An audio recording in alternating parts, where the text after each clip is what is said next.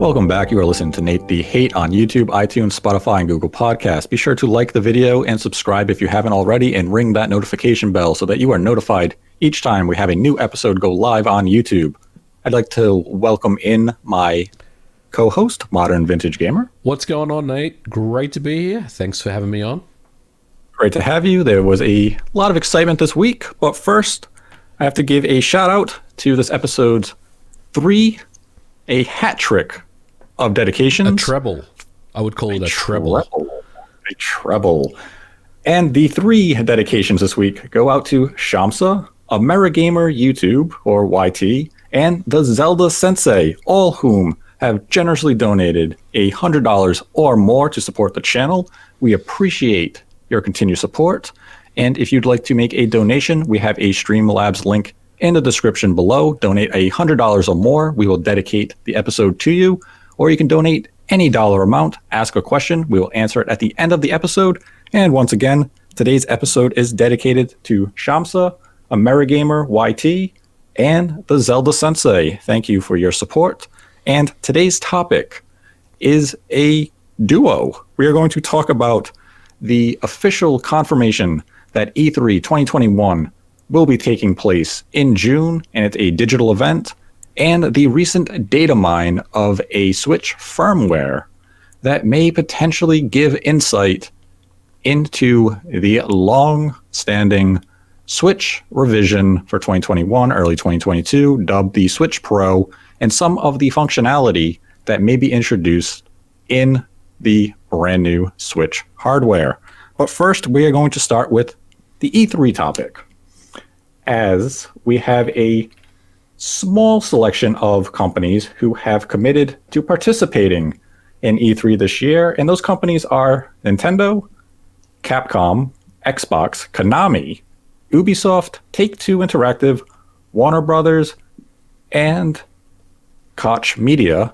And this is just an early list of commitments. If you have some worries that companies such as Sega, Bandai Namco, Square Enix aren't going to be at the show, you're not wrong to be fearful, but this list can evolve. It's not a finalized participant list. Some of those companies can still enroll and have a event at E3 this year. But a notable omission is Sony, and this shouldn't come as a surprise to anyone. Sony has been quite vocal that they have removed themselves from E3 planning now for the last couple of years. So Sony's absence is expected. And I wouldn't be surprised if we see Sony have a state of play maybe in May, a little, say, before the typical E3 presentation timing, because Sony's been silent for the majority of 2021 up to this point. Wait. Silent? Is that a hint at something? Silent Hill, the long-standing rumor. That's something we'll discuss this episode when we get to the topic of Konami. So for now, we will be silent on that hill. So with the E3 confirmation, my first thought was, wow, I was actually impressed by the amount of commitment from publishers, because when I look at this list, specifically Nintendo, Xbox, Konami, Capcom, Ubisoft, all of these companies have kind of perfected their own means of marketing with their own digital events.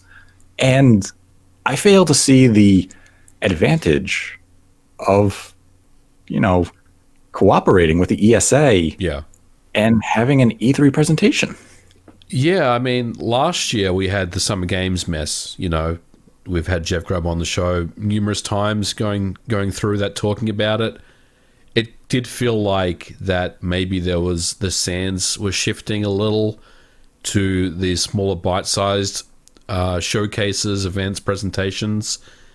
But I think ultimately the ESA obviously still has a role to play, even in a digital year of E3. And look, I think, how would you rate last year as far as the presentations, the way that they were all scattered, and the kind of just the underlying bite-sized information that was being fed to us? I didn't particularly think it was great. What did you think? How did you feel about that? The way that the Summer Game Fest was handled was atrocious. It didn't have any hierarchy. Yeah. It was basically just Jeff Keighley saying, I made a hub page and I'll tweet after a company like Activision comes out and says, we have an announcement on Tuesday. All of a sudden you had Keighley just attach his name saying, Summer Game Fest announcement Tuesday. Like, was it really a Summer Game Fest announcement, or was it simply Activision was announcing Tony Hawk Pro Skater 2 on that Tuesday without you? And that was the thing. There was no structure. Right. And I think it harmed it because without that structure, it just felt like it was just chaos. And I'm not against news coming out at any point of the week, at any time of the month. That's how we go for every other, the 11 months of the year. But it felt so disorganized that it was just, here's Sony one day, here's Nintendo the next, here's Activision, here's Capcom, here's miscellaneous indie studio. Right. If they really wanted to do something good and they really wanted to have Summer Game Fest, they would have had some sort of organization. It would have been coordinated. It wouldn't have just been random stream, random tweet. Yeah. And I think ultimately that's why the ESA is doing this. Look, love them or hate them. Like, I don't think I'm a fan of their executive team. I'm not a fan of some of their business practices and some of the things that they do. But one thing you have to commend them for is they know how to organize events like this. They know how to rally publishers and get them signed up for E3 and get them on board with it. And they've obviously done a lot of legwork to get these companies back, because you're right, Nate. They could have easily, Microsoft, Nintendo, Take-Two, Capcom, they all could have said, we're going to just do our own shows, because digital. So we don't want to invest our money with you. We don't want to spend millions on a digital show when we can just do our own live stream or put together our own presentation.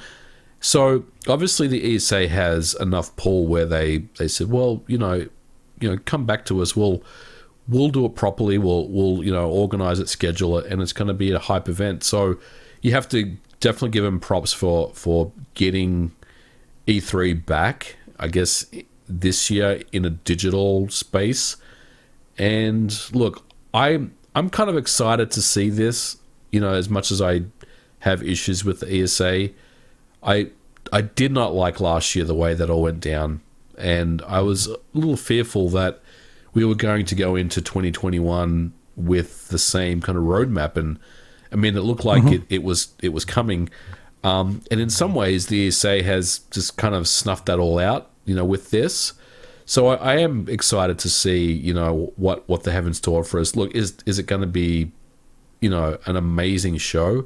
Well, that remains to be seen. I don't know, but I do think it's a good step back, to E3 as a physical show, I guess, next year. Yes. Yeah, I think this year is going to be a vital stepping stone for next year and bringing E3 back to at least some sense of its former glory. Because this year being a digital event, I would say the ESA likely shifted their focus primarily for the consumer. They want to make a engaging show for the fans.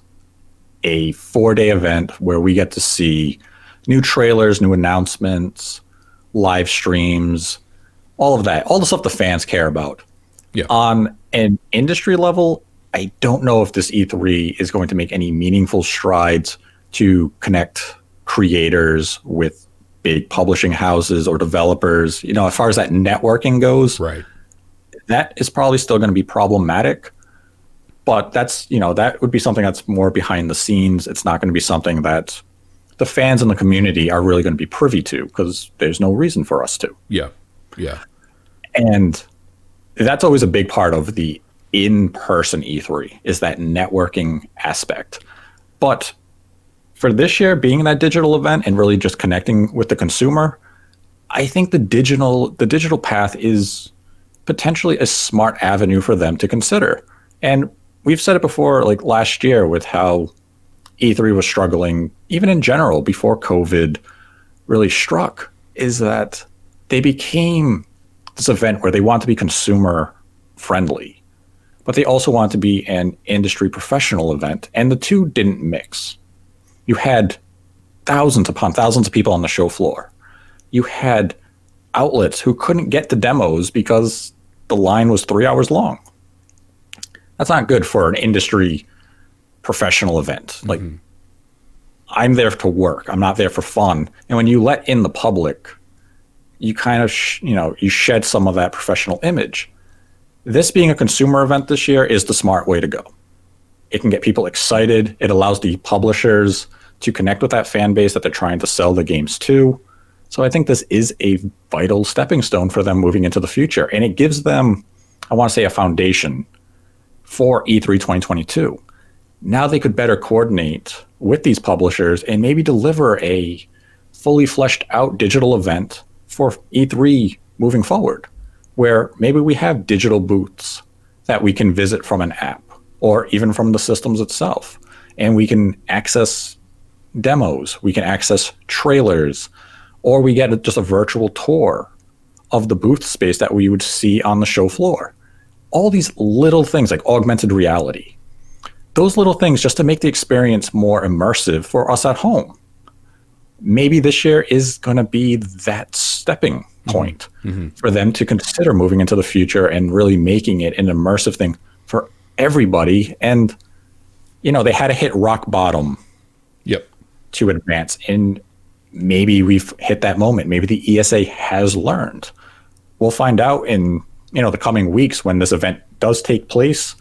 But it is good to have a centralized, focused 4-day period for gaming news, for publishers to connect with fans, and for the community to rally around saying, hey, June 12th through June 15th, that's the place to be for news, as opposed to last year where it was June 1st to I'm not sure if the Summer Game Fest has concluded yet. It never did, because it just kept going. Are we still in it? I think technically we are, yes. I think we are. The longest running gaming event of all time. But I'm excited to see what happens this year. I think the ESA has a lot to prove. And absolutely, it is encouraging to see the companies that they have, on board so far. With just having Nintendo and Xbox there is big. It's 2 of the 3 console manufacturers. Right. It's a powerful announcement. It's a powerful statement, because they could have announced E3 and Nintendo and Microsoft may not have thrown their name in the ring, and then maybe you had some bigger publishers trickled with some smaller ones. That wouldn't have had the same impact, I think, as having Nintendo and Microsoft at this show. I mean, that's very, very encouraging, and I think it's great. It's great marketing for them, but it also gets you excited about the potential of what we'll see now, right? Because we all kind of assumed that Nintendo would have a direct around E3 time, and I guess this is pretty much just confirming that for us. And we all thought that Microsoft would have something as well, either by themselves or with Bethesda, or maybe both. So I think both those questions now get answered. That we'll probably see those. See, a lot of this discussion, I see people associate Nintendo has announced that they are going to be participating in the digital E3, so that means we're going to have a direct at E3. The weird thing is that yes, this is a matter of semantics. Yep. The Nintendo Direct was not part of E3. Right. Just like Microsoft's showing at E3 Pass, their press conference, was not part of E3. Neither was EA Play. These were individual events that were just so happened to be coordinated to the timing of E3 in the days that would follow. And that's a question I've had when I look at this calendar. And June 12th, this is actually a very unique situation for E3. As you know, E3 is typically Tuesday to Thursday. Yes. And then you'd have Nintendo Tuesday morning have their E3, their Direct. Yep. They would do it before the show floor opened. Microsoft would be on Monday, sometimes Sunday, and then Sony would be either Monday or Sunday, depending on how Microsoft fit in. This year, E3 is Saturday through Tuesday. Now, if you're Microsoft, or Xbox, as they're officially listed as, do you host your showing on Friday night, or do you still go ahead of the official start of E3 and broadcast Thursday night? I mean, I think what we should consider is that this year I feel like, you know, Microsoft is a part of this, right? Like, you're right. I mean, last year, yeah, I mean, Microsoft's always been involved in E3, but they had their own, well, they have their own theater, and they, you know, they run their own event, right? Which just happens to be right across the road from the LA Convention Center. So in some ways it's not a part of E3, but in other ways it's a part of E3 because they're literally right there. But, you know, for them to put their name in the ring and say we're going to E3, and Phil Spencer's tweet about E3, it makes me believe that they won't go before the show starts. I think they'll go during the show this year. But, you know, anything could happen. And I guess the other unknown is this a Xbox show, or is it Xbox and Bethesda, or is Bethesda a separate part of this, or is it not even in the conversation? I mean, there's a lot of questions here we gotta try to dissect and understand. Yeah, like Nintendo is going to be part of the show. Doug Bowser put out a tweet where he said, "It's going to be great to get the video game industry back together with our fans this June. We'll make the virtual format fun and engaging. Looking forward to seeing you all in June." Now, this is the earliest Nintendo of America has ever acknowledged E3. They typically wait until around mid-May to announce any type of E3 plans. And when I read his tweet, it indicates to me that Nintendo is probably prepping a website or some sort of Switch application that we're going to be able to engage with a virtual format. Be it we can explore the virtual Nintendo booth, we can visit the Zelda booth as an example. Click on the booth, watch a brand new trailer. No demos or anything like that, because Nintendo's not going to give us a demo of a game like Breath of the Wild 2, because it would be data mined, and that'd be a nightmare. Well, I mean, I was thinking about that before we started, you know, recording this show, because, you know, in the past, right, you go to E3 and you sit there waiting in line for like 4 hours to get a chance to play Link's Awakening, or you know, the new Pokemon game, or Astral Chain, which was that's the year that I went last to E3 2019. And one question I always had was, you know, why sit here in line for such a long time to play a game for 20 minutes? Why not just drop demos so you could just download them and play them at your own leisure, you know, and avoid the lines, right? But you're right. I think that the answer to that is Nintendo doesn't want to do that, because there is always that fear that these games will get data mined, you know, for information. I mean, they get data mined as it is, and there's obviously been a lot of things that have come out of those data mines. So, you know, they just don't want to have to deal with that. And I think a lot of other companies that feel the same, you know, when they drop demos, because usually those demos aren't really in a publicly appropriate state, in that, you know, they're debug builds. They may have access to code that normally wouldn't be in a part of a release build of the game. So yeah, I think ultimately, you know, they won't do that. I think let's shift into some of our early predictions for E3 with these companies and how they could approach it. And we'll start with Nintendo, because we've kind of started with them as is. And like Doug Bowser's tweet, there is a high likelihood that Nintendo will have a Nintendo Direct that week, if not that first Saturday of June 12th. Yeah, I mean, I think so. But it could be anything. I mean, it could be a partner showcase. It could be a mini Direct. It could be an Indies. I mean, it's going to be a Direct, and I'm using air quotes, but it could be any type of show. Yeah, and even if it's not during the 4 days that we are now classifying as E3 2021, I could see it ahead of it, and then Nintendo use their E3 timing for a Treehouse Live segment. This is something they have used in years past. Yes. And whatever marketing agreement they have with the ESA or whatever the ESA is offering, I could see them stream that Treehouse Live segment on the official E3 Twitch page, YouTube page, whatever the ESA is going to have set up. And I mean, if I'm Nintendo, I still want to go one step further. I want to be able to engage with the fans in a more direct manner. And I'm not sure how you do that beyond just a website, some sort of app maybe you can download on the Switch itself. But you're still not going to have demos given directly to the consumer, as we mentioned with the Datamine fears. Right. So if you're Nintendo, how are you going to make this E3 week really feel any different than just a Nintendo Direct with a daily Treehouse Live segment? Because they have done Treehouse Lives separate from E3. It's not exclusive to their E3 presentations. Yeah, they did it with Paper Mario, I think. Mm-hmm. Yep.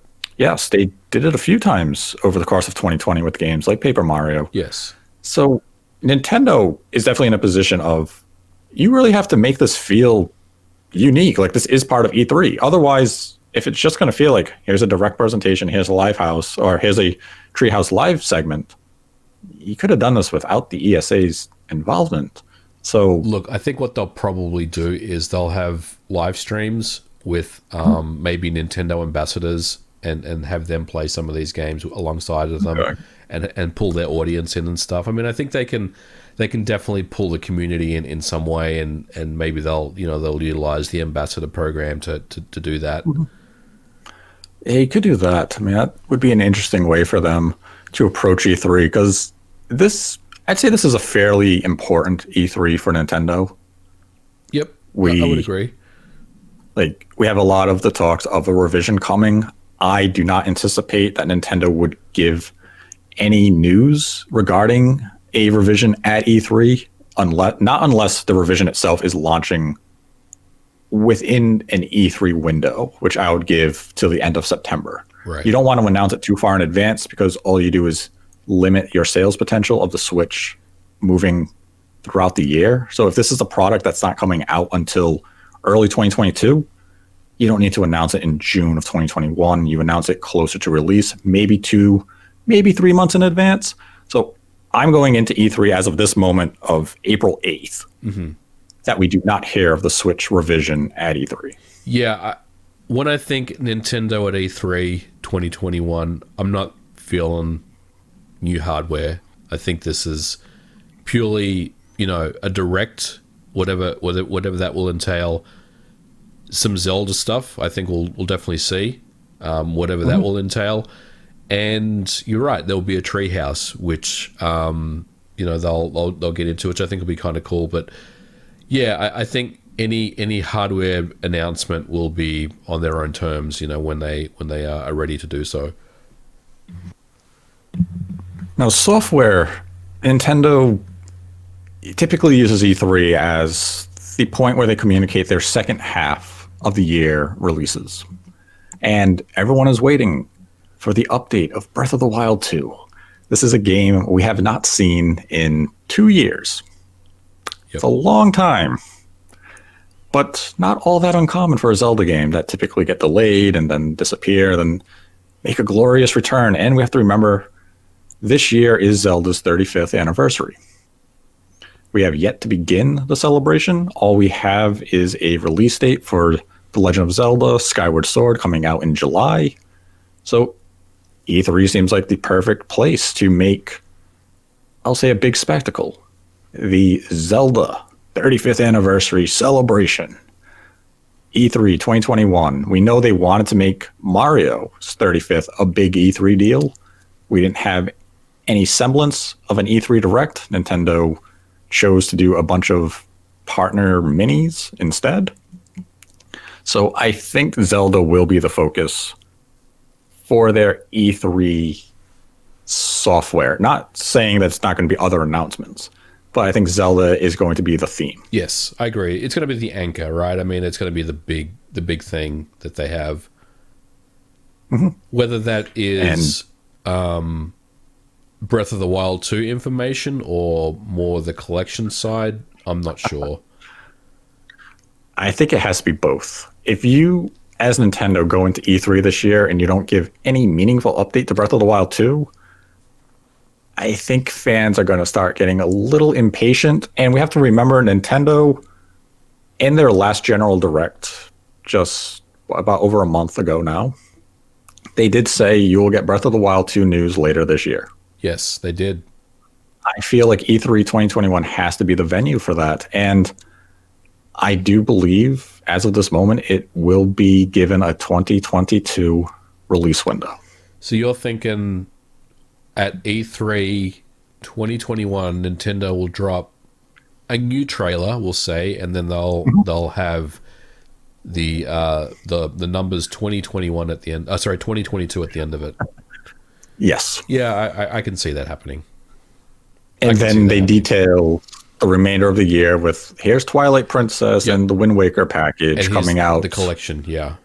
Yeah, here's the collection coming out. Let's say Skyward Sword's July. So I say second half September, maybe first half October. Yep. Something like that. And if you have a Game & Watch for Zelda 1, you really, you give some details about that. And then, they also have another celebration. They have actually 2 anniversaries this year. There's also Donkey Kong's 40th and Metroid's anniversary.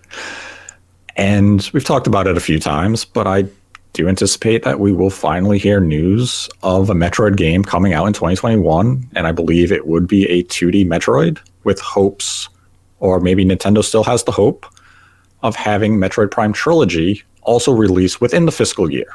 Not necessarily the calendar 2021, but within the fiscal year concluding March of 2022. If we got Metroid and Zelda at E3, that would be a pretty hype E3 for Nintendo. That would be one of their best ones they've had in a while. Yeah, it would have shades of the E3 where they had, was it Mario Sunshine, Wind Waker, and Metroid Prime? Yep. What was that? The Holy Trinity. Yeah, I mean that could all look. We've speculated on this stuff before. Yes. We felt like both Zelda and Metroid, should have already been here by now. So yeah, I mean the timing is right for this to happen. I just, it's so hard to know, what's happening with Metroid to really go into it with a lot of confidence and say, yes, this is the time for Metroid. But between a 2D Metroid and the Prime trilogy, I think at least one of those has to drop at E3.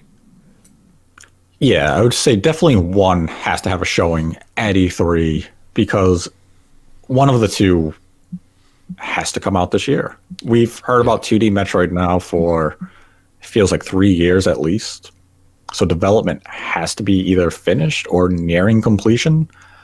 Metroid Prime Trilogy is something we have heard about now for 2+ years. This is something they had been working on. It's just a question of, are they sitting on it in typical Nintendo fashion because of the delay to Metroid Prime 4, which that's another game we haven't had an update on in well over 2.5 years. Yeah. Are we going to get all of that at this E3? I don't know. The problem with E3 season is you build up all this hype and anticipation for the single event for a company, and you usually get a fraction.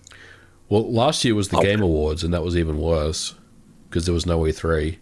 So we were everyone waiting for stuff at the Game Awards, and nothing happened. Everyone looked at the Game Awards saying, we have to get that Breath of the Wild 2 update. Nintendo's going to have a bunch of stuff. And I remember we did our predictions podcast discussion, and I went in very hesitant of, I think we get a Smash character and not much else from Nintendo. And you called it. The show opened with a Smash character and not much else. And even people were like, I think Sony's going to have a lot. And I was like, at best, I think Sony gives us like a Ratchet and Clank trailer with a release date. Instead, we got a Returnal trailer. And the show was mostly controlled by Microsoft. Yep. And Microsoft for E3 they're in a very interesting position. This is the year. This is the year where Microsoft could just grab E3 by the scruff of the neck and say, we are going to win E3. We are primed and ready. We have the games. We have the studios. We have so much cool stuff we can show.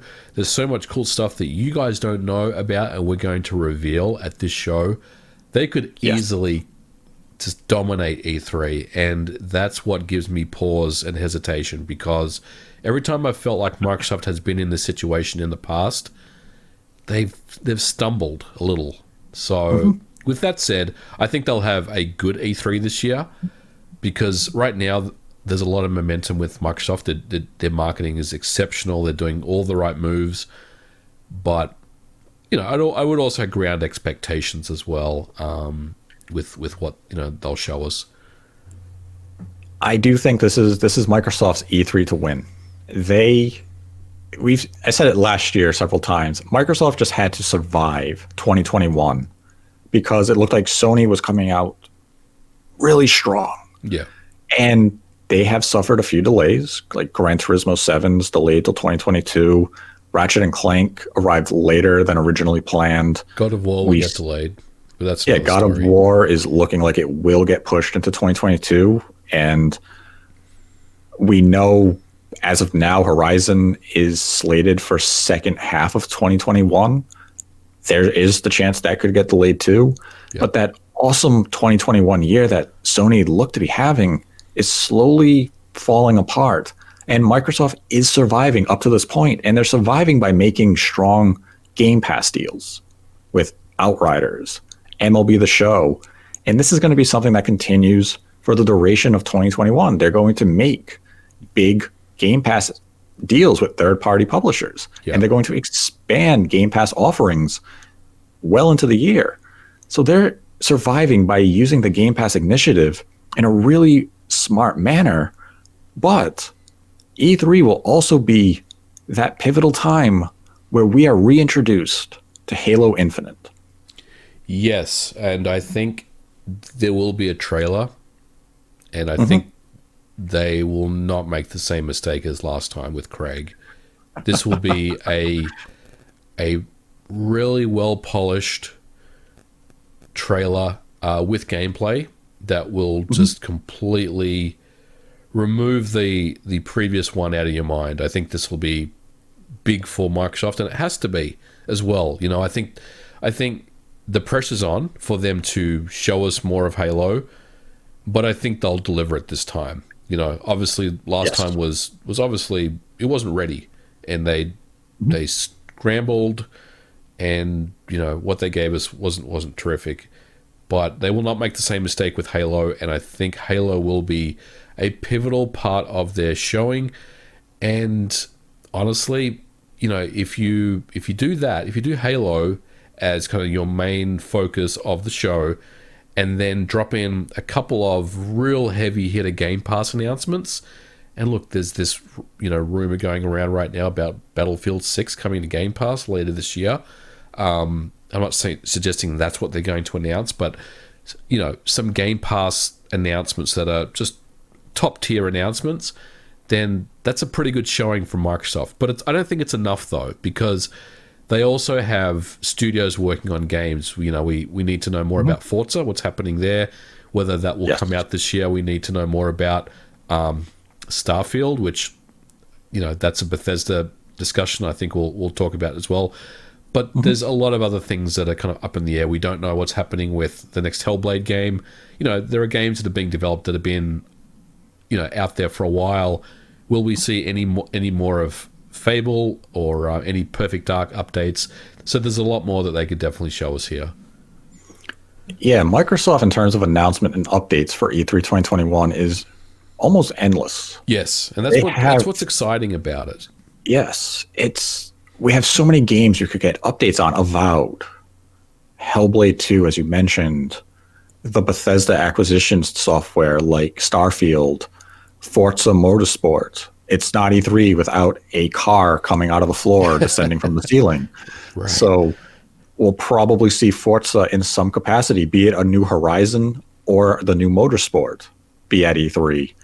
Halo Infinite, Game Pass deals, Microsoft can really position themselves in a strong way at E3. And without Sony having an E3 presence, that's where Microsoft can really just take control. They can say, this is why we are going to be the market leader for this generation. We have the best services. We have the best games coming to that service.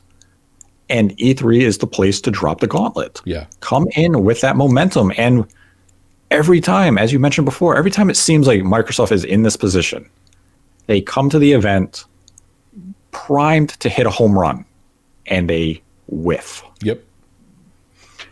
And I hope that they have looked at their recent marketing failures with these types of presentations going back to last summer and learned from it. Because when you look at the Game Awards, you come out with Perfect Dark. You come out with all these other announcements that were exciting. That's what you need to go to E3 with. Especially with this all-digital format, you can curate and perfect your presentation to be exactly what you want. Yeah. Like, handpick the announcements, create the presentation that you think is perfect, where it excites, where it piques interest, and deliver. This is Microsoft's time, and they've done well these first 4 months of 2021. And if they can continue that, leading to E3 and beyond, that tide is going to feel like it's starting to shift. And we've talked about this before. Microsoft was going to really enter the race against the PlayStation 5 in early 2022. Due to delays, chip shortage with hardware being extremely limited, the tide might be turning a little earlier. And Microsoft is just out there, it feels like every few weeks, with good communication, with Game Pass deals, or expanding their backwards compatibility library by doing frame rate boost. Mm-hmm. They're really positioning themselves in a consumer-friendly appearance, where it's hard to ignore. Meanwhile, Sony is silent. Sony doesn't have that exciting buzz around them right now. I'm still looking forward to Ratchet & Clank coming out in June. I can't wait for that game. But Sony needs to start communicating with us. They need to start building some, excitement around their brand. Them not being at E3 won't hurt them that much. It hasn't hurt them the last, 3 years that they haven't participated. So they're not going to be impacted by this as far as like, oh no, they're not at E3. What are they going to do? They'll have a state of play. They'll market it perfectly because they always nail their marketing when it comes to such presentations. And they will generate a buzz and excitement again. But you can't ignore Microsoft at this point. They just feel like they're on top of their game. They know the message they want to relay to people, and they're doing it. And they're doing it really well. And E3 should continue that.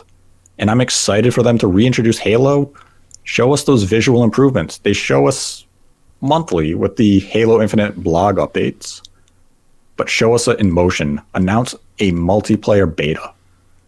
Give us the game. Give us some access to the game. And then when you launch it this holiday, you're going to have a lot of excitement. And every passing week, that delay is or looks smarter and smarter. Mm-hmm. It was a delay that had to happen.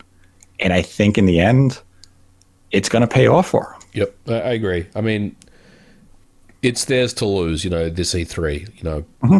They are holding a commanding position. It's really up to them to bring it home, at E3. And hopefully this year will be a good one for them. Now, we do have some curious third-party companies participating at E3 this year. And there's none more curious than Konami. Oh, boy. A pachinko machine developer has decided to participate at E3. And when I saw them on this list, things started to make noise. It's no longer silent. Did you have a radio with static going off in your ear? Yes. You heard the static? The white noise began to And the blast in my ear. billowing fog started rolling in from outside. Some pyramid heads started wandering in my yard. I was like, what is happening? All right, Nate, let's get serious. So, are we going to see Silent Hill at this show? Do you think Konami's going to bring us Silent Hill? My heart says yes. We will see Silent Hill in some capacity at Konami's E3 presence. There have been the rumors that we would hear about a Silent Hill project this summer.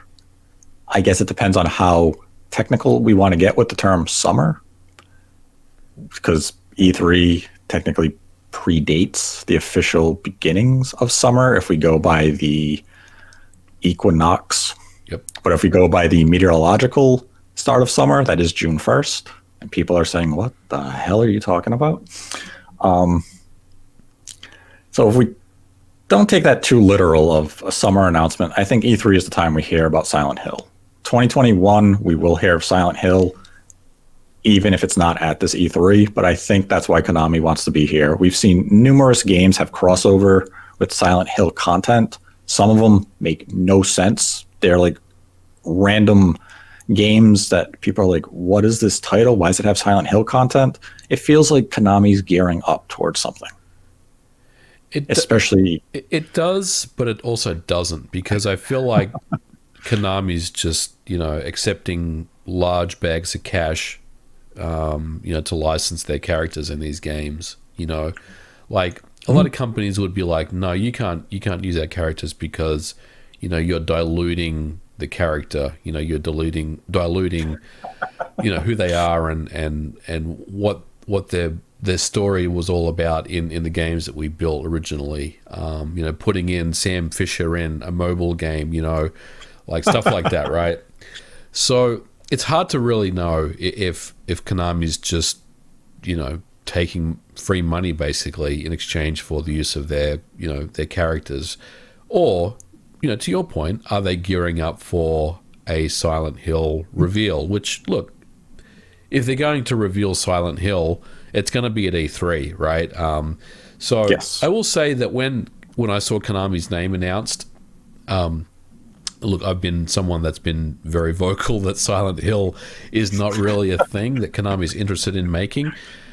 I still stand by that, but I am a little more nervous that maybe we will see Silent Hill. But what I think we'll see from Konami at this show, Nate, is we're going to see Pro Evolution Soccer 2022 with a brand new engine, with Ronaldo limited edition. We're going to see a collection of older retro titles like, I don't know, like, what have they made in the past? Like Contra or Castlevania.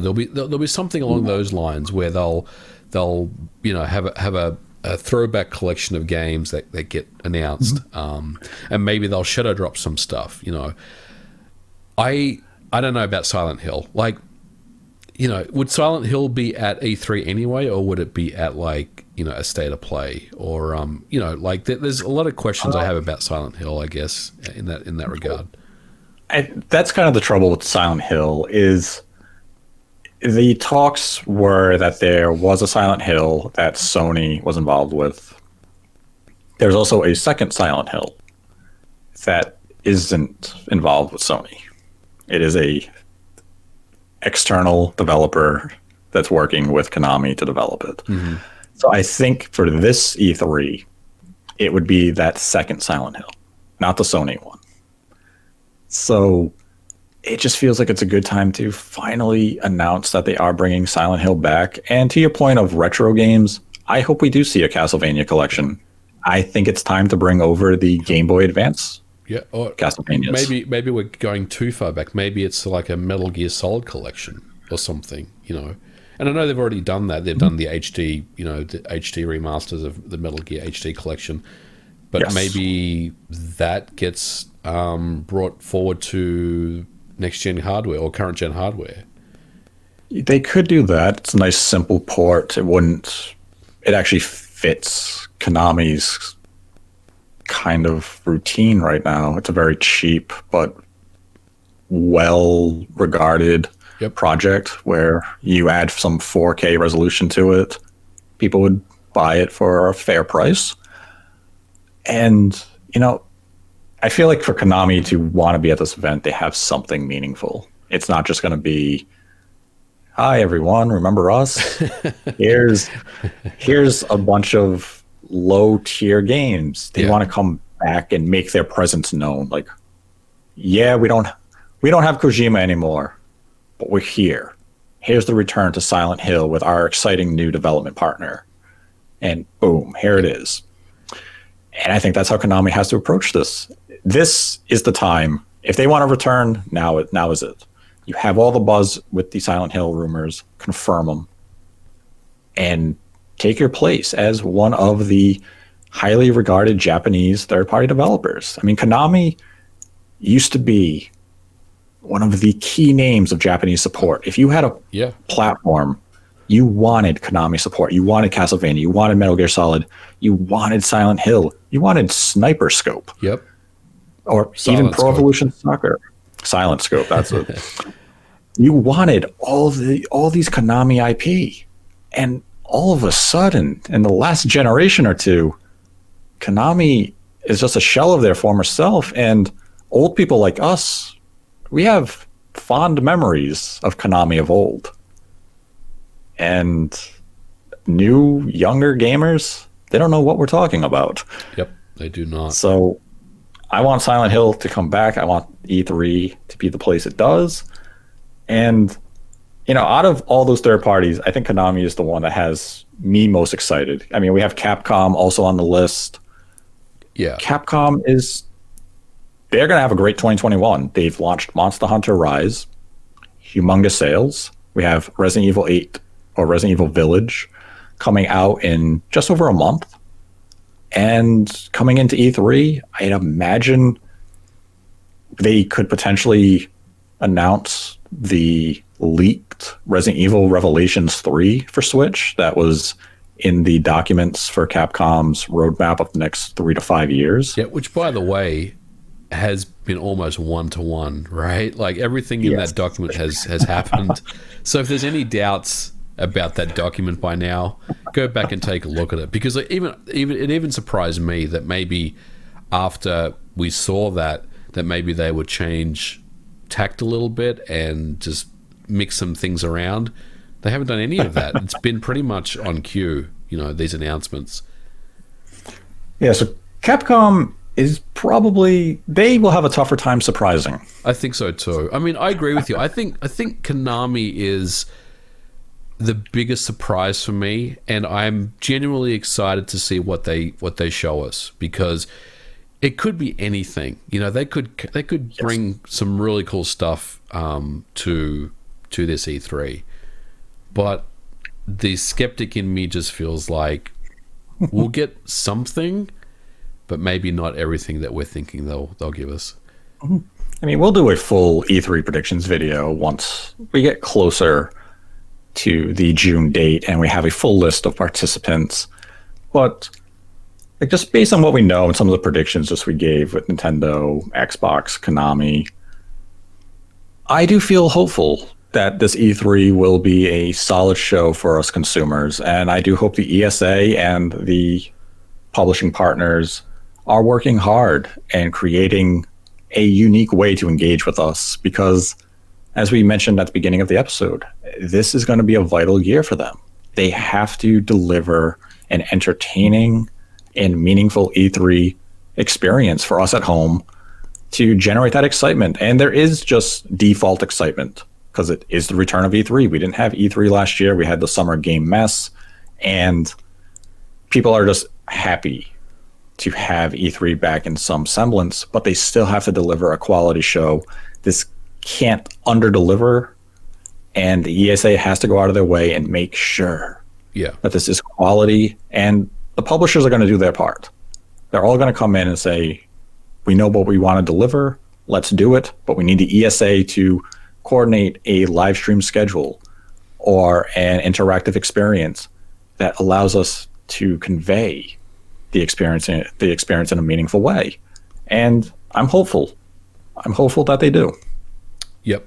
I think it's going to be good. I mean, you're right. This is a test for them this year. They have to do well.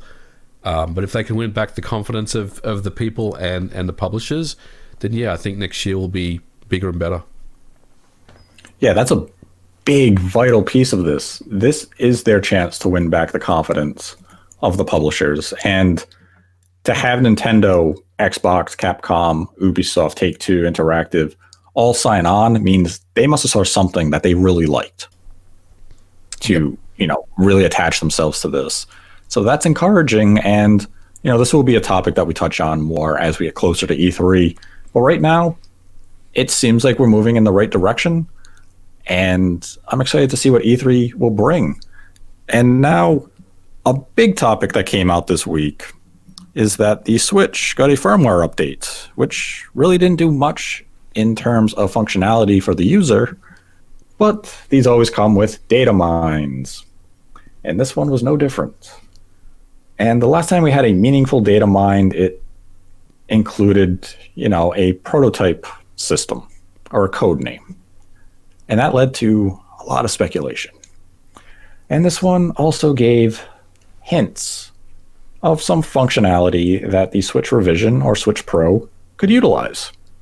One of them was a dock. It is known as the iCradle firmware update, which implies that the dock is going to allow for firmware updates. Now, the current Switch dock is really nothing. Yeah, there's nothing smart about it. It's just a piece of plastic, really. Yeah, it's an HDMI converter, basically. Yep. And some flash memory that you could store the firmware update on. One thing about the current Switch dock is that it does have a USB 3.0 drive that serves no functionality. We don't know why it's there, but it's there. And in this firmware update, they enabled something called Cradle A firmware update supported. Now, this led to speculation that the A means Aula, which was the code name for the Switch revision that, based on firmware of the past, was using Mariko, but could potentially have a new screen. Now, that really doesn't mean much of anything on its own. Sounds like a reach to me. Yeah, it's just a letter. Could be just the first revision. It could also be that. Yep. And I mean, when I looked at this information and I looked at, a little deeper about what was actually there, they showed the default values where it showed that platform configuration Icosa and platform configuration Icosa Mariko, that is just the retail hybrid model. It equaled true. So that means that these would be supported for this Cradle firmware update. Now, this could be very rudimentary. It could be as simple as the new dock, which Nintendo would need to release for the Switch Pro or Switch Revision, will be compatible with current Switch hardware. Nothing too exciting. Pretty basic. Mm-hmm. And the reason, as we discussed in previous episodes, very recently with John Linneman, is that they would have to release a new dock to achieve 4K. The current dock is not compatible for 4K 60. It could only do 4K 30, which would be a nightmare for game developers. So you need a new dock to deliver that 4K experience, which would be achieved with DLSS. So the Cradle information is really nothing substantial. It's really nothing meaningful whatsoever. The interesting update comes from Bluetooth driver support. This was added with the firmware 12.00, and right now it doesn't seem to be used by anything.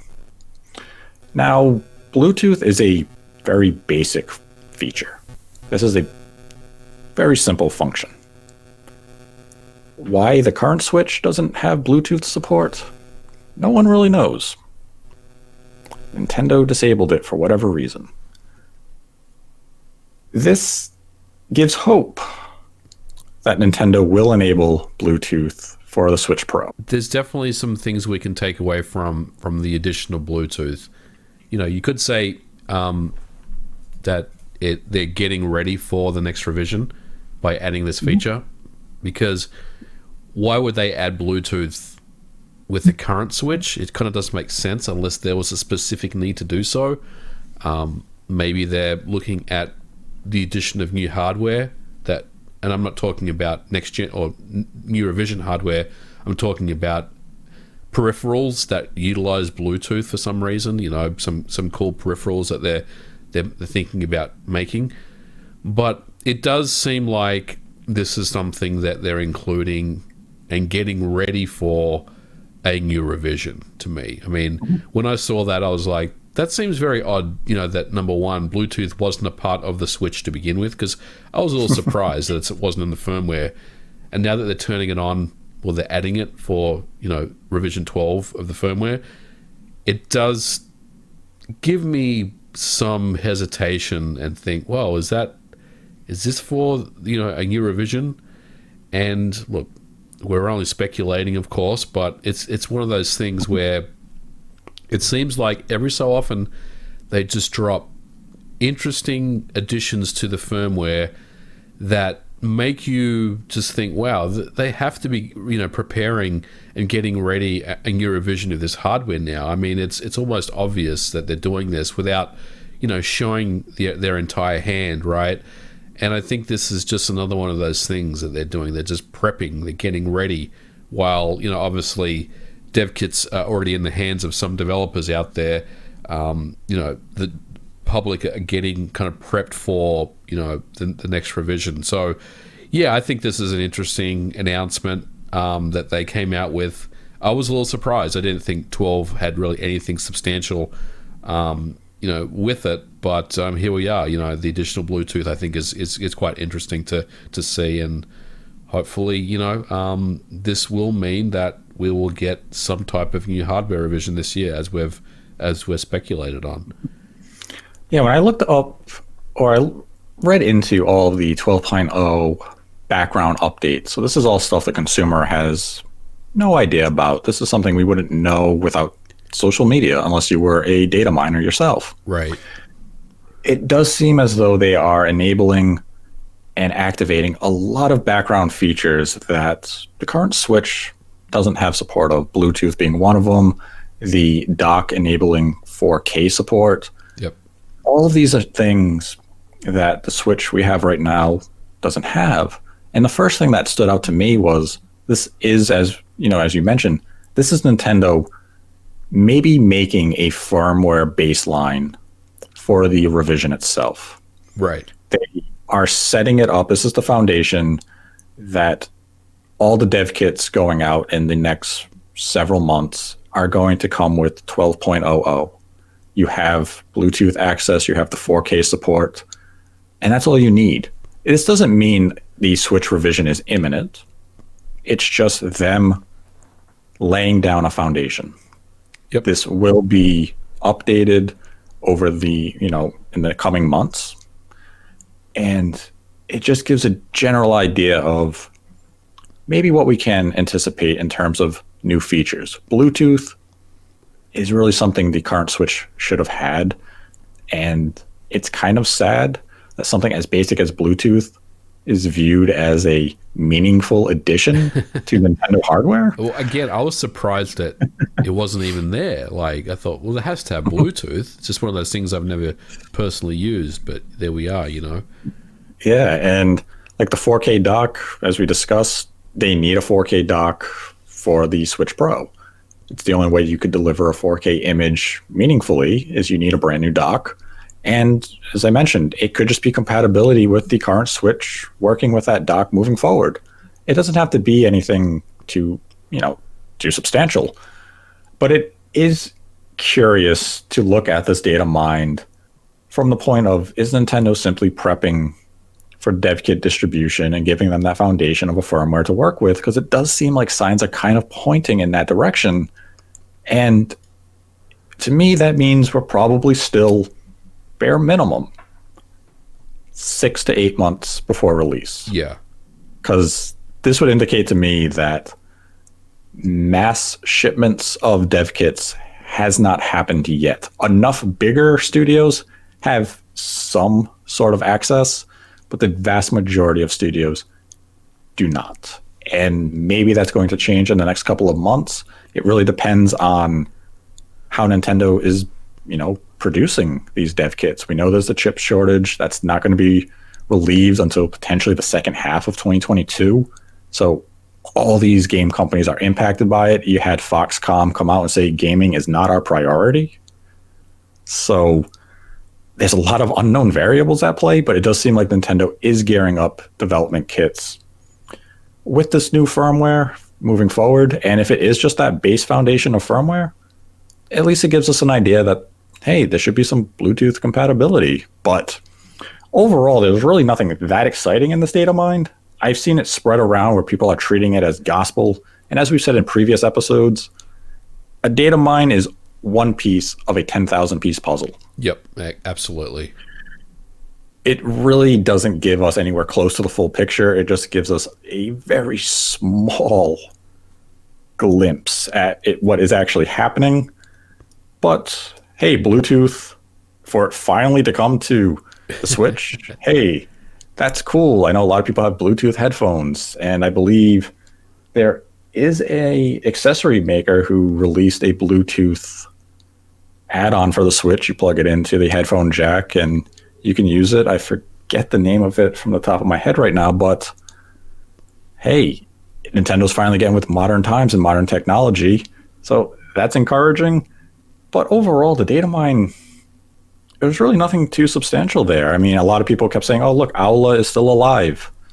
I'd be very surprised if Nintendo releases that Aula revision. And I think in our previous episode, we gave very solid foundation as to why it doesn't make much sense. Unless Aula is just the Tegra X1 with an OLED screen, the Pro coming in early 22 should be the new base model moving forward. Yeah, I mean, you're right. It just could be the Tegra X1 with an OLED screen. That may just be what the base Switch ends up being for a while. So it could really be anything at this point, and that's ultimately what we're saying. And I agree with you. I mean, it's an interesting firmware to consider in some regard, but like when I saw this announcement, I wasn't really that excited about what was in there. In fact, I went the other way. It's like, well, where the hell are my folders? Where are my themes? We're still waiting on some basic stuff for them to add, to these firmwares. But yeah, I mean, ultimately, Nate, I think you're right. There's more smoke that comes out every single week, it seems like, about a revision. And firmwares, yes, they can definitely suggest that there is a new revision coming. They are prepping for new revision. But yeah, I mean, it also tells me that, it may not be a while. It may not be for a while until we see this new hardware come out. Could be well into 2021 before it's announced. Yeah, I think it's best to use the Datamine as just a curiosity. Look at maybe, a feature that could be introduced, but people shouldn't be looking at the Datamine and coming to conclusions.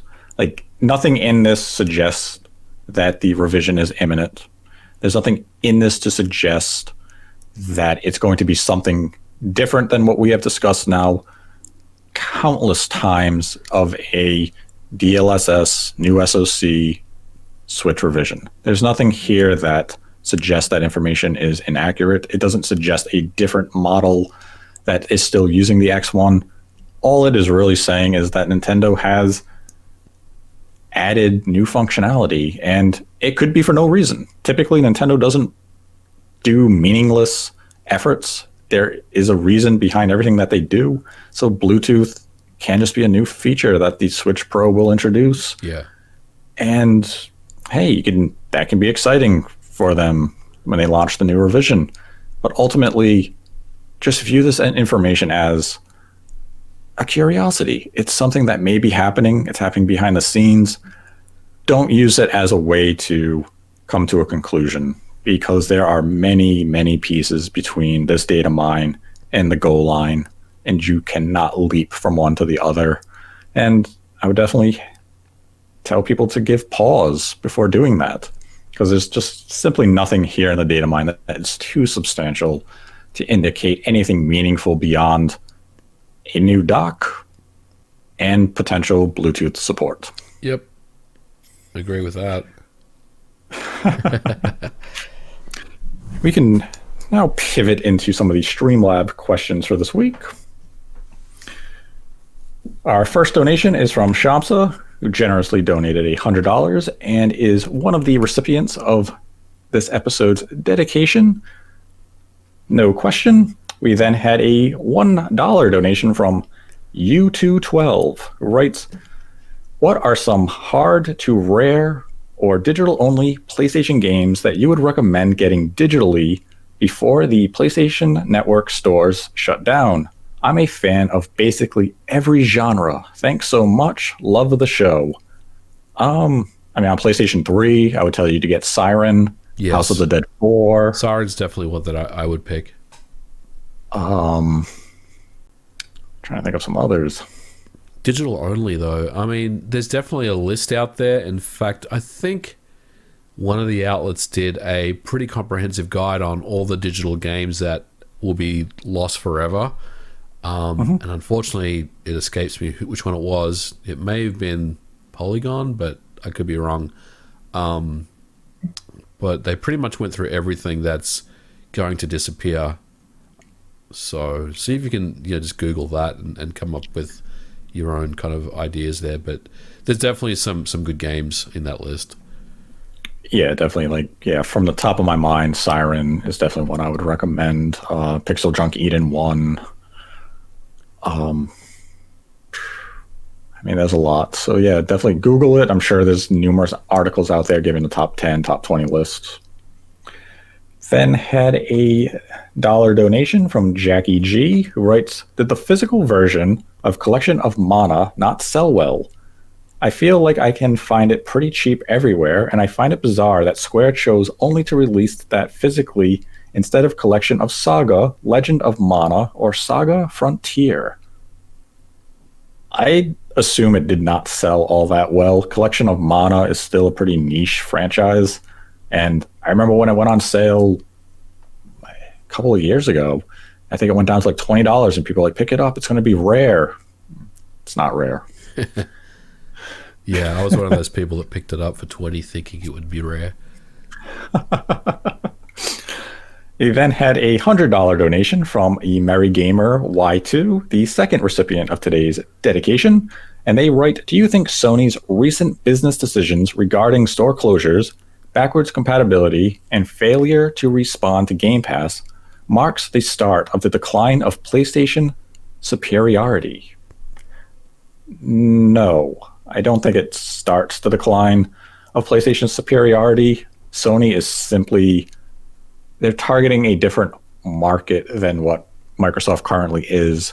Game Pass is still a very risky initiative. It's paying off for Microsoft right now. It's something we will find out if it works for them moving into the future. But PlayStation, they're still the market leader.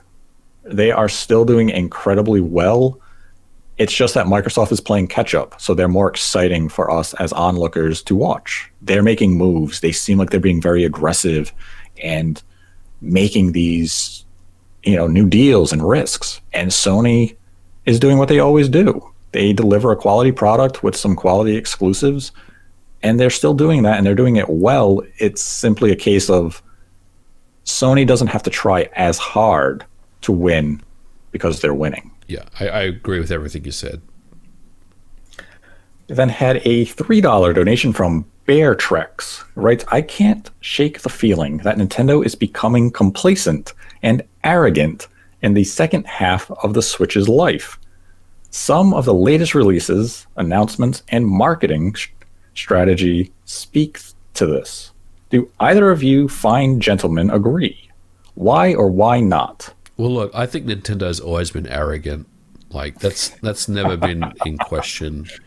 As far as the first part of that, I know it's a bit of a cop-out, but it kind of remains to be seen. I mean, I think we'll know more at E3. You know, we just talked about potentially what we can see.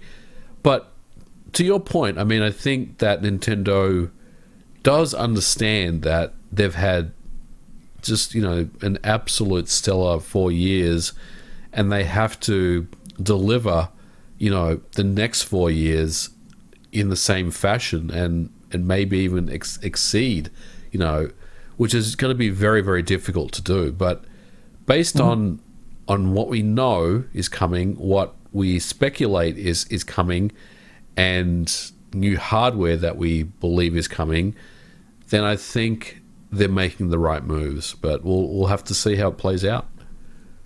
Yeah, Nintendo, I would say they are being complacent. When I look at the Switch of 2017, it felt like a company that was hungry. They just came off a colossal failure, and they knew they had to regain trust and goodwill with the consumer base. So they were throwing out these big games. They were getting a little experimental.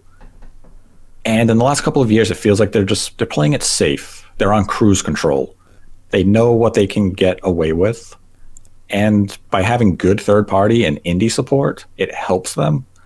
But it does feel as though Nintendo, they could be a little more aggressive when it comes to software and be a little more experimental. I'd say the last true experimental release was Ring Fit Adventure. Yeah. And it's done well for them. Mm-hmm. Absolutely. I was hoping that, you know, the Switch was really going to embrace that kind of a little of that DS mentality. Let's create these new IP and these new ways to play. And they really haven't done it outside of Ring Fit Adventure. So I think it's just Nintendo. That's not so much arrogance as complacency. And, you know, they're doing really well. So why mess with a winning formula? I think that's really the case that we're seeing here with them. Yeah. Then had a $10 donation from Selendrith, who writes, why don't Microsoft buy more Japanese studios so they can sell more hardware there, particularly releasing more JRPGs, which Xbox is really lacking. Love your videos. Keep up the good work, both. I don't know if buying studios correlates to selling more units, you know, one-to-one in the way that we think it would. Mm-hmm. I think it's a lot more complicated than that. I mean, if you go back to the days of the OG Xbox, you know, Microsoft did have a Japanese presence. They had studios. From Software was working on games. They had, you know, obviously a partnership with Sega. It was not, you know, as successful as they wanted it to be, and I think it's very, very complicated, you know, and I think there's a lot of moving parts to that whole aspect of trying to sell hardware in Japan. Yeah, it's also very difficult to buy a Japanese studio for a American company. Yeah, absolutely. And, you know, Microsoft had made good deals with Japanese studios in the past. Like the original Xbox, you had Ninja Gaiden. They had a lot of deals with Sega at the time, aside from just like, you know, Team Ninja. And it really didn't do much for the platform in the region. Even with the early Xbox 360, they had deals with Lost Odyssey. They had Atlas. Blue Dragon. Yeah. They went out of their way to try to cater to that Japanese market, and the Japanese market simply didn't care. Microsoft will always have an uphill battle for them in the Japanese region, and some of it is simply because they are a Western company. They aren't really that open to embracing Microsoft. Even if they did come with quality software, it's always going to be a struggle for them, and buying Japanese studios really isn't going to solve that problem. Then had a $5 donation from Mr. Pete, 1985. Writes, do you think we could have gotten better performance out of the PlayStation 4 and Xbox One if there were not so many layers of security? Seems like every last-gen game was hitting CPU limits, or was the CPU just really that underpowered? I think both. The CPUs were definitely underpowered. You know, that was the age of, you know, fast GPUs, slow CPUs, really to cut costs. But, you know, it's also the total package as well. I mean, you know, you got to consider the mechanical hard drives and stuff like that as well. RAM speeds, RAM limitations. Overall, I mean, I think, the total package of a game console is cheap because they are cutting corners in some areas where they have to keep the cost down. And ultimately, yeah, the CPU really is the big bottleneck, for the last gen systems.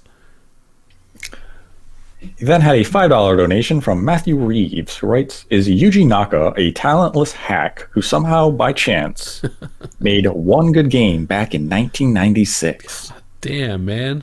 Wow. What kind of... Wow. That's quite harsh of Yuji Naka. I mean, he was a programmer on Phantasy Star back in the day before Sonic the Hedgehog. He was also programmer of, Nights into Dreams, and he was the director of Choo Choo Rocket. Yeah, I mean, it just goes to show you just judged on your last game, Yeah, oh, absolutely. I mean, you're as good as your last game, I guess is what I'm saying. Yeah, and that's very true. I mean, yeah, Balan Wonderworld is a mess in many, many areas, and he was the director of the project. But Yuji Naka, I would say he's a developer and a designer of his time. He never fully transitioned into 3D gaming well, but definitely not a talentless hack. He has created some of the most iconic Sega franchises in history, and I believe he will be well regarded in the industry for years to come. Hopefully he does come out with a big quality game after the disaster that was Balan Wonderworld, because he is a talented designer, he's a talented producer, and I think he deserves to go out on top and not be thought of as a talentless hack from the mid-90s. Then had a $10 donation from Inspector Galifianakis, who writes, "Could you guys give your top picks from the Wii U and 3DS eShop? I'm trying to get what I can while I can. Love the podcast. Keep them high and tight." Oh. Wii U, I would recommend Fatal Frame. Yeah, I would recommend Fatal Frame. And definitely. Affordable Space Adventure. Yep. It's one of the few games that use the gamepad incredibly well. The game is literally not playable on any other platform. Maybe some of the NES remix games, I believe they might have had a physical release as well. Yeah. I mean, the standout for me is Fatal Frame. It's the only one I can think of. I mean, there's probably some more that didn't get physical, but that would be the big one for me. Yeah, Fatal Frame. Pushmo? Oh, yeah. Yeah, Pushmo is a good one, too. Pushmo's fun. Yeah. If you really want to play Devil's Third, I guess you could get the digital copy. Well, yeah, I mean, I think the physicals are kind of up there in price now. Yeah, they went up pretty high. Trying to think of any other digital games from those eShops. What about the 3DS? Gunman Clive. Gunman Clive. Wow, I haven't heard that name in a while. Pushmo, also on the 3DS. Yep. Trying to think of some other digital 3DS games. I'd get the 3D classics like Excitebike. Oh yeah, the Sega stuff. Yeah. Well, yeah, the Sega had they did Outrun and Afterburner and yes. Was it like the Sega Ages collection? I don't remember. Yes, Sega Ages. That's right. That stuff's pretty good. Yeah, that stuff's good. So yeah, give those a search. If those are games you enjoy, I'd give those a buy. Then had a $5 donation from Luca BGT. Writes, "Hi guys, keep up the good work. Your show is always entertaining and informative. I was wondering if you had any thoughts on the rumors about a new Nintendo retro game delivery service. Do you think it's realistic? I'd love to see Pokemon Black and White on my TV."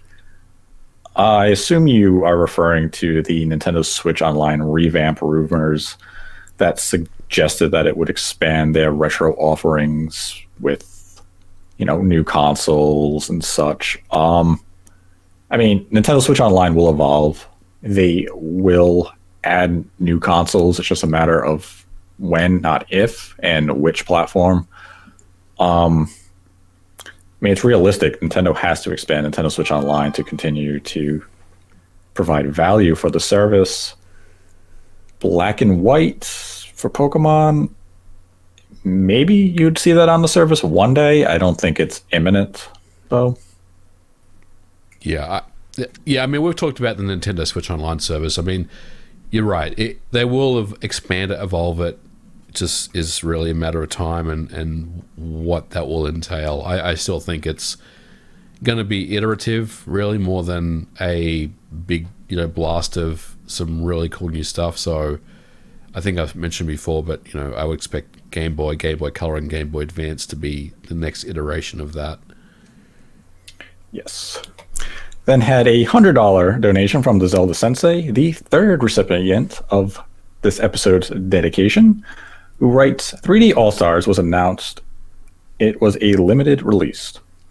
Can you imagine that you knew Earthbound was a limited release in 1995, or Fire Emblem Path of Radiance in 2005? My question is, how can you tell a game in a store is going to be rare someday? There is no surefire way to know a game is going to be rare. I've seen countless times where people assume a game is going to be rare, and it more often than not isn't. That's true. That is very true. Unless you specifically know the print run of a game and you know it's never getting another one. I think the only measure that is a indicator, not necessarily an absolutely necessity, an indicator would be the number of copies that were printed. If it's a low print run, there's sometimes the possibility that it'll become a lot more sought after, but that's not always true. It's not always true as well. So it's, I mean, some games that get a very, very high fetching price right now can be something as common as Pokemon Fire Red for the Game Boy Advance. A complete in-box copy of that can go for close to $200. This is a game that sold almost 12 million copies. That is by definition not rare. Or a game you use like Fire Emblem Path of Radiance. The reason that game is so valuable is because it was a limited print in North America. Fire Emblem was not popular in 2005, and it didn't sell well. And Fire Emblem is now a popular franchise to the Nintendo fandom, so it's a highly sought after game by those new fans. Like Fire Emblem Path of Radiance is a game I bought in 2005 for $50. It was a game I wanted to play. It never crossed my mind it would ever become rare. I've traded in games that have become rare because at the time I didn't know. And I'm sure like games like Earthbound, if people knew they were going to be rare, you never would have opened them. And with Nintendo, it's even more difficult because like the Pokemon games, and it can even be a Mario or a Zelda game, the reason the price goes so high, even though they sell millions of copies, is that the owner is reluctant to sell. Yeah, exactly. So there's not a big used base to find the game. So there's really no way to tell if a game is going to be rare. I mean, MVG, you bought Little Town Hero. I did. I feel like I wasted my money on that one. It might be rare one day. It might be, but you can still buy it as far as I know. There's still copies you can get for it. So, I mean, it may become rare one day. We'll see. Yeah, like I'd say the only recent example I can think of where you could tell a game was going to be rare was Devil's Third on the Wii U, and it was for two reasons. It was the Wii U, and Nintendo really didn't want to publish that game.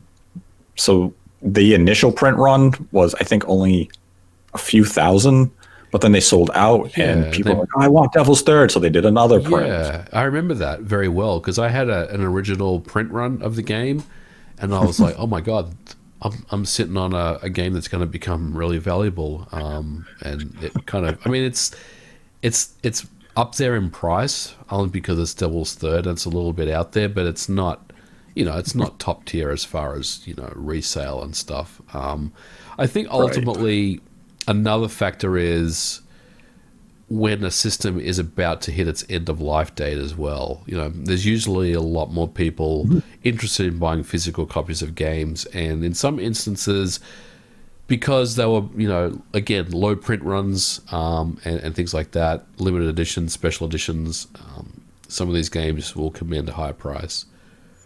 Yeah, I would think of like Twilight Princess on the GameCube. That's a great example. Yeah. That gets a fairly high price because Nintendo didn't ship a lot of copies because the Wii was coming out and they knew Twilight Princess was going to be the must-have launch game for the Wii. Yeah. So, yeah, there's no rhyme or reason to what's rare. I mean, one of the rarest games I own is Dragon Ball GT Final Bout for the PlayStation 1. Now, this had two prints.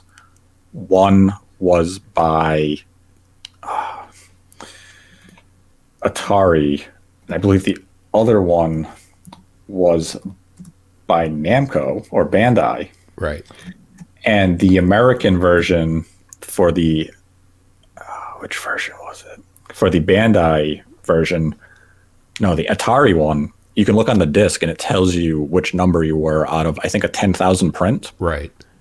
And now when you think about only 10,000 copies of it's the Bandai Namco one has that number on it. The Bandai Namco one, I think it was 10,000 copies for all of North America. You'd say, that's rare. The game's worth nothing. Yeah.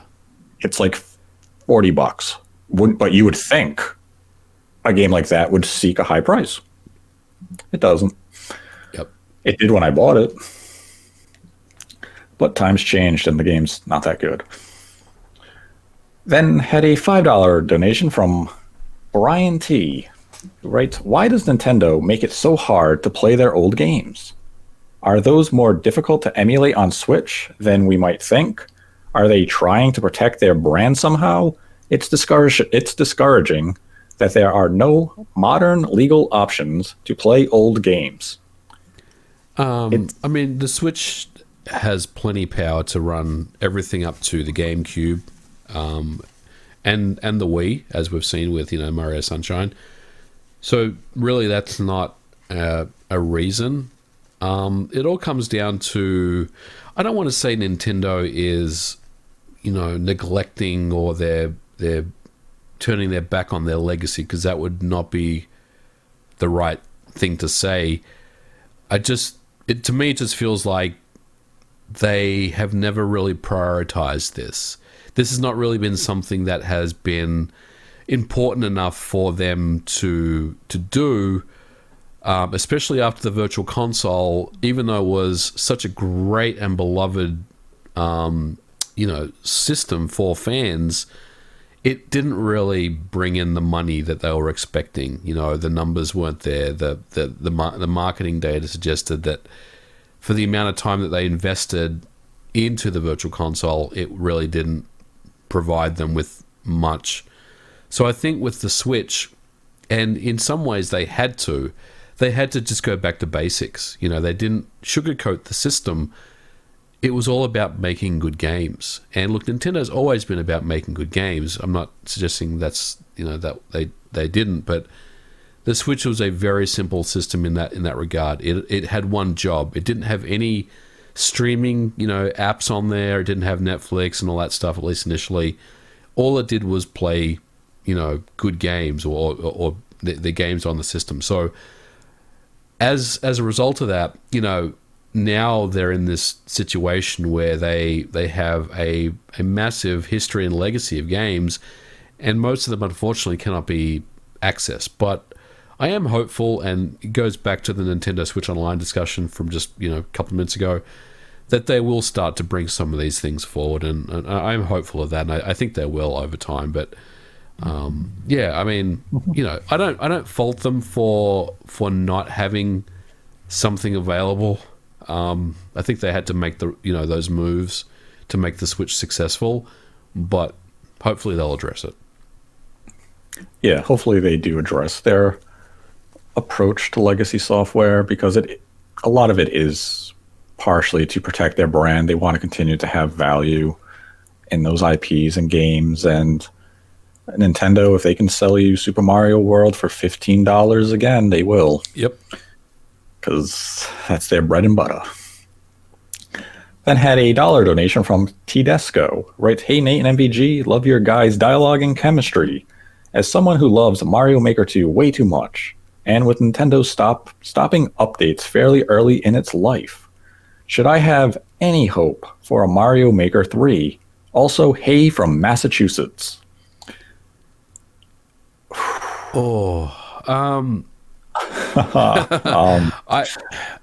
Just say it, Nate. There's probably not much hope. I'd say there's very little hope for Mario Maker 3. It might be something they could reveal with the new revision, a 4K Mario Maker with some cool enhancements, but it's very hard for me to see a Mario Maker game. Yeah. Mario Maker 1 felt like the perfect product at the perfect time. The gamepad, the whole experience was fresh, new, and exciting. Mario Maker 2, even though it improved in so many areas, didn't convey that same excitement. And it was, you could see it in the sales and the community. It simply never reached the same highs. And I think it partly was because the creation tool wasn't as seamless. The gamepad was, just a simply perfect way of creation, and the Switch touchscreen wasn't quite as perfect. Yep.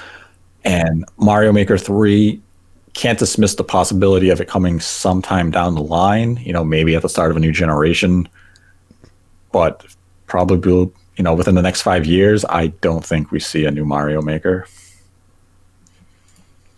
Then had a $5 donation from Skitittles.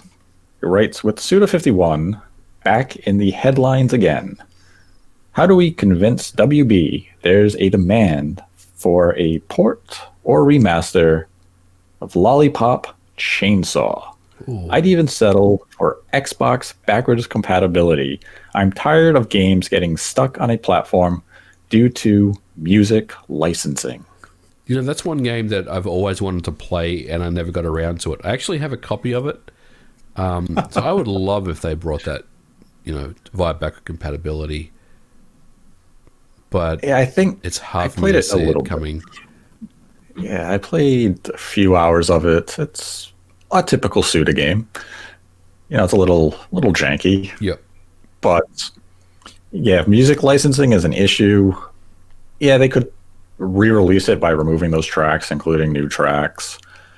It's probably just a case of, I don't remember how commercially successful Lollipop Chainsaw Girl was, so it may just not be worth the investment for Grasshopper to go back to.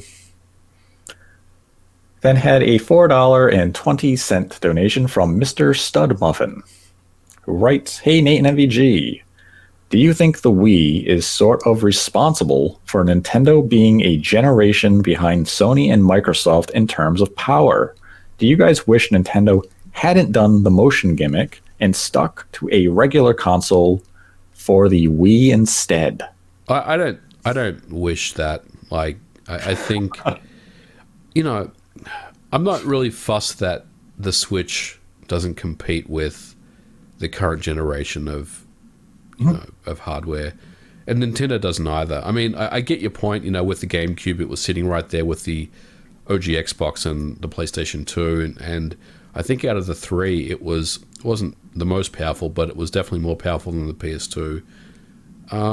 Yes, I don't necessarily agree with you. I mean, I think they had to innovate.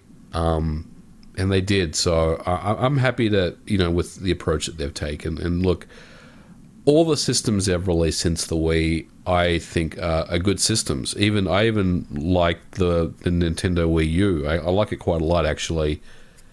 So you know, I'm pretty good with, you know, the path they've chosen here. Yeah, with the Wii, I think Nintendo made the right choice for them at the time. When the Wii came out in 2006, we have to remember HD TVs really weren't that big of a thing, especially in Japan.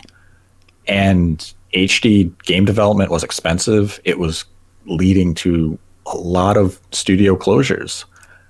And Nintendo looked at that and said, let's stick with SD game development. It's cheaper. It's something we have perfected.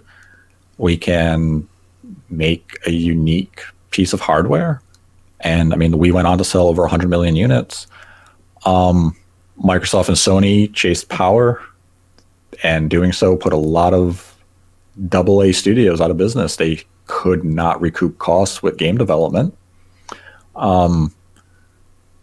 Yeah, I think Nintendo made the choice that was best for them. In terms of, you know, power, Nintendo continues to make an educated choice that serves their needs. The Tegra X1 at the time was still a pretty efficient and powerful chip for 2017. Yeah, it couldn't compete with like a PlayStation 4 or an Xbox One, you know, toe to toe. But when you look at the form factor, this is a pretty powerful piece of hardware. I think if Nintendo were to go in a direct approach of power to compete with like the PlayStation 5 and Series X, it wouldn't do them really any favors. And I know a lot of people say, well, if it has similar hardware and processing power and all that, it would get all these third-party ports. Potentially. It still comes down to, is there a market for these games? Even if the port only cost, we'll say $1 million, they still have to sell X amount of copies. And what we saw with like the GameCube is they were getting these ports, but that audience still wasn't there. So you saw these third-party developers start to, you know, retreat. They weren't given as many games because there was no market to sell to. I think Nintendo potentially could find themselves in a similar situation if they stopped doing, you know, their own unique selling point. If, you know, if we want to call it a gimmick, we can call it a gimmick. But pure power really isn't Nintendo's thing. They haven't chased pure power now in, you know, almost 20 years. Nintendo does their best work when Nintendo is being Nintendo and they go to the beat of their own drum. And, you know, raw power is never going to be their focus. So I think for the Wii, Nintendo made the smart decision for themselves. If they chased power, who knows what that company would be today. Nintendo could have faltered. They could have had a system sell worse than the GameCube. Yeah. And they would not be where they are today. So I think they did what they had to.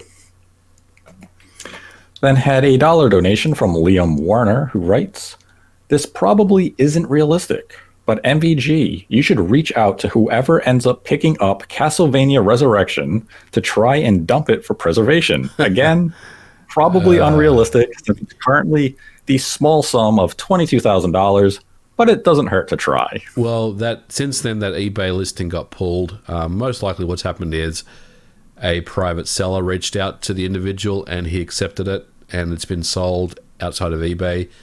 Look, I would love to dump that game if there was a way to do so. I hate to say it, but we probably won't hear about that game ever again. It's such a shame. Yep. We then had a follow-up $1 donation from Liam Werner, who writes, "With Alpha Dream bankrupt, do you think there is a future of Mario and Luigi's games? Or are crappy at worst, mediocre at best Paper Mario games the future for Mario RPGs moving forward? I was really sad to see the Bowser's Inside Story remake do so terribly."